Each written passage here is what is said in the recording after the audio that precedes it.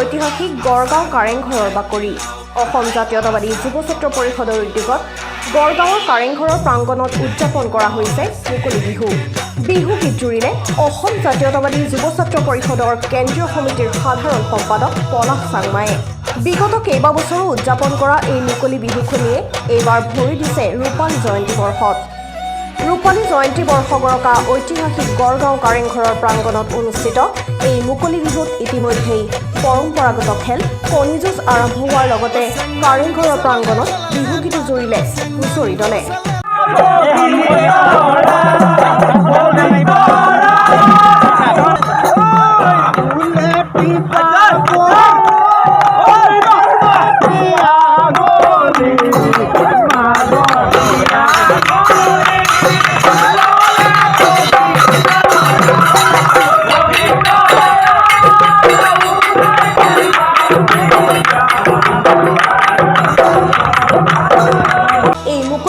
অংশগ্ৰহণ কৰিব ভিন্ন প্ৰান্তৰ হুঁচৰি দলৰ লগতে বিভিন্ন জনগোষ্ঠীৰ সাংস্কৃতিক অনুষ্ঠান আৰু অনুষ্ঠিত হ'ব জনপ্ৰিয় কণ্ঠশিল্পীৰ গীতৰ শৰাই।